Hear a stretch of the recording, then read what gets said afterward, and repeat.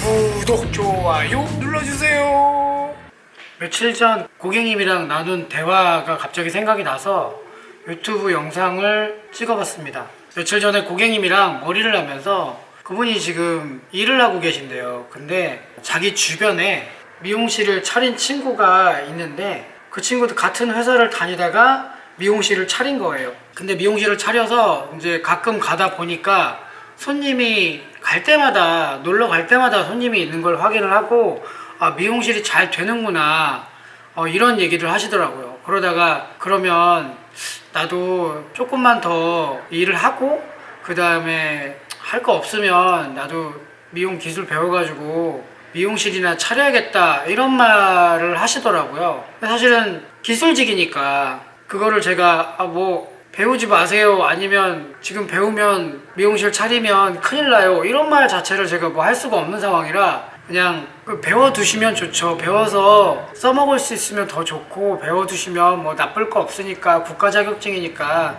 괜찮으실 거예요, 이렇게 얘기는 했지만 저 참 그때 상황이 굉장히 기분이 좀 그랬어요. 왜냐면 미용실이나 해야지가 사실은 이제는 그런 상황에서 그렇게 통용될 수 있는 직업이 아니에요. 정말 15년 전부터 레드오션이었고 지금도 아직도 레드오션입니다. 그러니까 그 당시에 25년 전, 전 25년 정도, 횟수로 25년인데 만으로 한 23년 정도 했을 거예요. 그때 당시에만 해도 미용사 한 명당 스텝 2명 또는 3명씩 월급 28만원, 30만원, 35만원 받아가면서 미용 기술을 배운 친구들이 지금 대부분 제 나이 또래가 됐고 미용실을 다 하고 있는 상황입니다. 전 15년 전에 차려가지고 33살에 차려서 지금 47이니까 횟수로 15년째 이 자리에서 미용을 하고 있는데, 그런 말이 통용되던 시대는 조금 지났다고 보셔야 될 것 같아요. 정말로 어려워요. 저희 동네에도 미용실만 80개 있습니다. 그 80개 중에 결국 돈을 좀 많이 번다라고 생각하는 미용실들이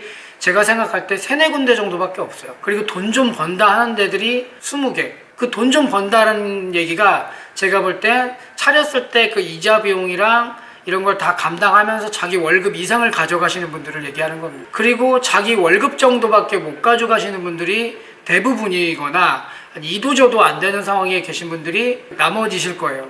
그 정말 많은 분들이 정말 노력하고 고생하고 하면서 어떤 결과물을 얻기 위해서 정말 피 터지게 싸우고 있는데, 미용이나 해야지는 정말 아닌 것 같습니다. 그런 시대는 정말 끝났고요. 살아남기 위해서 얼마나 많은 노력이 들어가는지 미용을 하시지 않는 분들은 아마 모르실 수도 있을 것 같아요. 제발 좀 그런 얘기는 좀 안 해주셨으면 좋겠어요. 미용을 하시든 미용을 안 하시든. 얼마 전에 다른 동생은 스텝을 벗어나서 남자 커트까지 치다가 미용을 그만두고 결혼하고 아기 낳고 다른 일을 하다가 다른 일을 쭉 하고 있는데, 자기도 나이가 더 들면 미용을 계속해서 다시 미용실을 해보는 그런 꿈을 꾸더라고요. 솔직하게 말했습니다. 하지 말라고. 숫자를 써가면서 왜 하지 말아야 되는지를 깔끔하게 정리해줬어요. 숫자까지 써가면서 투자 비용 대비 현실적 금액, 매출, 순수익까지. 저처럼 15년 전부터 해서 할머니가 오고 엄마가 오고 자녀가 오는 3대가 오는 그런 단골을 잡고 있는 가게라면 당연히 꾸준히 계속 해야겠죠. 매출이 나오니까.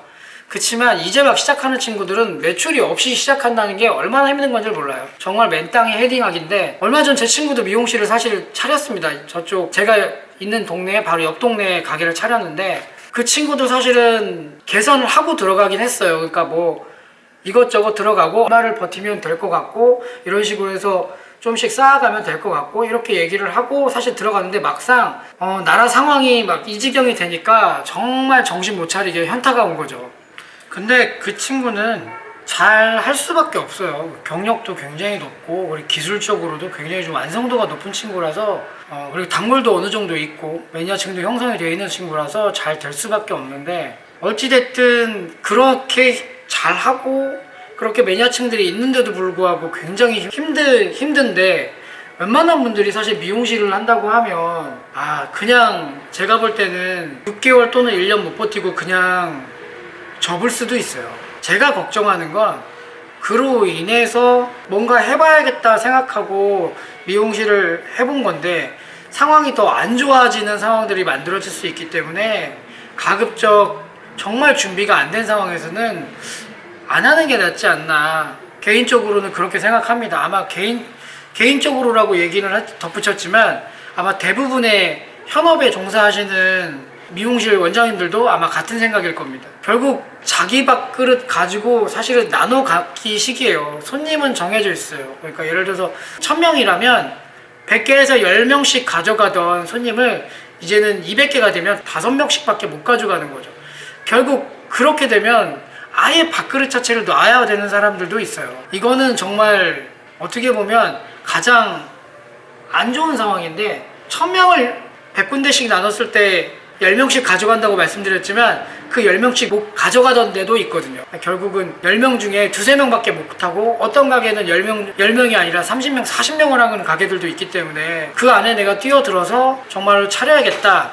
그러면 그걸 뭐 어떻게 표현해야 될지 모르겠어요. 생각이 정말 있는 건지 아니면 생각이 정말 없는 건지 정말 따져보면 정말 답이 나와요. 월급을 내가 250을 받는다. 그러면 차라리 월급 250 또는 200을 받는 게 낫습니다. 왜냐면 미용실을 시작해서 월급 250을 당연히 얻어가야겠죠. 그런데 미용실을 시작할 때 대부분 자기 돈으로 하시는 분이 없잖아요. 대출을 하니까 결국 대출금을 또 갚아야 되거든요. 근데 미용실을 혼자 하기 때문에 결국 벌 수 있는 매출은 한계가 있어요. 매출 처음에 시작하자마자 어떤 사람이 500~600을 찍겠습니까? 처음에 시작하는 사람이 어떻게 300~400을 찍겠습니까? 가던 미용실들이 다 있는데 결국은 미용실을 처음 시작해서 단골 손님이 없는 상태에서는 거의 매출이 100, 200 뭐 정말 운이 좋아서 400도 찍을 수 있겠지만 대부분 제가 볼 땐 매출이 현저하게 낮을 거예요. 근데 거기서부터 현타가 오는 거예요.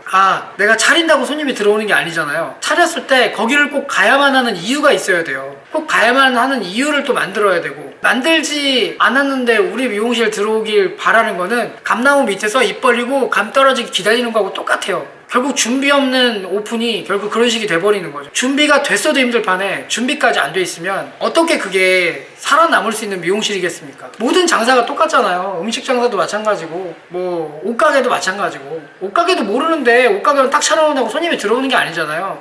손님 취향도 알아야 되고 내가 어느 정도 어디에 포커스를 맞춰서 설명할지도 알아야 되고 사입은 또 어떻게 해야 되고 미용실도 마찬가지죠. 내가 주 공략층이 어느 정도의 나이대고 어떤 게 내가 기술이 좋으니까 어떻게 해야 되고 내가 이 동네 들어갔을 때 어떤 손님들이 많으니까 주층이 어떠니까 그쪽 손님을 공략해야 되고 잘 보이는 곳에 들어가야 될지 말아야 될지 잘 보이는 곳은 월세가 비싸고 잘 보이지 않는 곳은 월세가 싸니까 그런 것도 다 따져봐야 돼. 일일이 하나하나 다 따져보면 정말 한두 끝도 없어요. 저조차도 미용실 차릴 때 33살이지만 이 미용실 들어오기 위해서 이 미용실 밑에서 일주일 정도 저녁 시간에 똑같은 시간에 일주일 정도를 차 안에서 계속 지켜봤던 기억이 나요. 사람이 많이 다니는지 안 다니는지 그런 모든 것들을 정말 감수하고 연습하고 내 기술이 어느 정도 레벨에 올라와 있는지도 확인하고 사실 기술만 좋다고 또 장사가 되는 게 아니기 때문에 아까 말씀드렸듯이 기술은 조금 떨어져도 장사 수완이 좋으신 분들이 굉장히 많아요. 장사 기술이 정말 좋으신 분들은 기술이 좀 떨어져도 그런 부분들을 커버할 수 있습니다. 근데 이제 오픈하시는 분들 잘 따져보셔야 될 게 내가 장사 기술이 좋은 건지 장사 수완이 좋은 건지 기술이 좋은 건지 그걸 아셔야 돼요. 장사 수완은 좋은데 기술이 안 좋다. 그럼 기술적으로 정말 연습을 많이 하시고 연말을 많이 하셔서 내가 매니아층을 조금 더 모아서 오픈을 하시는 게 훨씬 더 수월할 거고 내가 장사 수완은 좀 떨어져도 기술이 좀 충분하다. 이러면 취직하셔가지고 장사의 기술을 조금씩 더 넓혀가면서 어떤 화술적인 부분이나 마케팅적인 부분들을 좀 채워가지고 오픈을 하시면 훨씬 더 도움이 되겠죠. 근데 늦게 시작하시는 분들은 사실 그것도 쉽지는 않아요. 늦게 시작하시면 일단 취직하기가 일단 어렵고요. 취직하기가 어려우면 그만큼 손님을 또 상대하기 자체가 또 어렵습니다. 늦게 하시는 분들은 그 나이대보다 더 많으신 분들을 상대해야 되기 때문에 더더욱 또 그 부분에 대한 집중적으로 또 기술적 연마가 좀 필요하고 그러니까 사실은 하나부터 10까지 쉬운 게 하나도 없습니다. 저 미용 시작한 지 25년 됐고 지금 장사 시작한 지 15년 됐지만 한 번도 미용이 쉽다고 생각해 본 적 없고 지금까지도 어렵고 그 어려운 게 풀리지 않으면 남아서라도 그걸 풀어야 돼요. 정말로.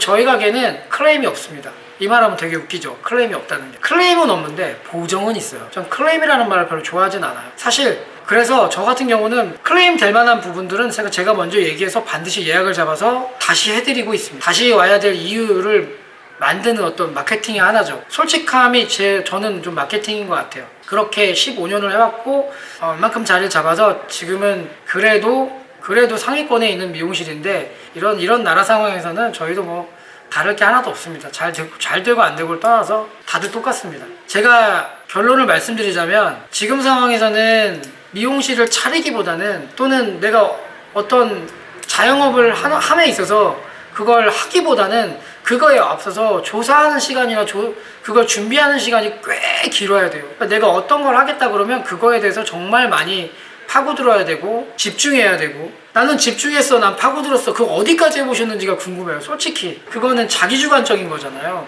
남들이 봤을 때도 그런지 그 자기주관에 빠진 그 생각과 내가 한 행동들을 내 생각에다가 그냥 이입시키는 건 아닌지, 퍼즐 맞추듯이 그렇게 해서 내가 난 잘 될 거야, 난 대박 칠 수 있어, 이렇게 생각하고 가게를 오픈하는 건지, 그런 생각 정말 철저하게 한번 생각해 봐야 돼요.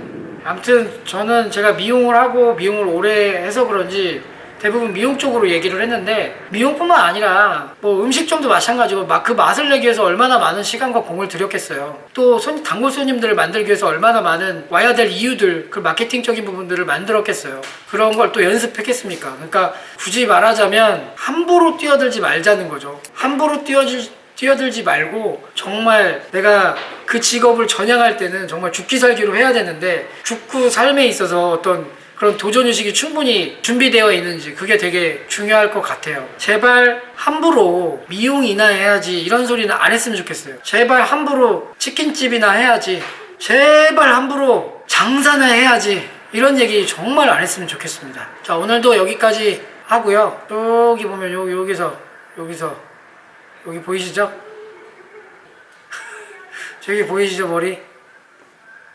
연습하고 있네요. 오늘도 우리 아이들이 이렇게 여기서. 여기 카운터에 이놈은 핸드폰 보고 있네요. 아니구나.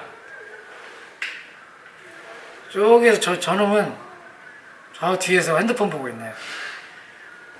저희도 오늘 한가한 시간이기 때문에 영상을 찍을 수 있는 시간이 됐어요. 그래서 다음번에도 제가 가진 생각을 주저없이, 개인적인 생각입니다, 이런 생각들을 주저없이 얘기할 수 있는 시간을 또 갖도록 하겠습니다. 다음에 뵙겠습니다.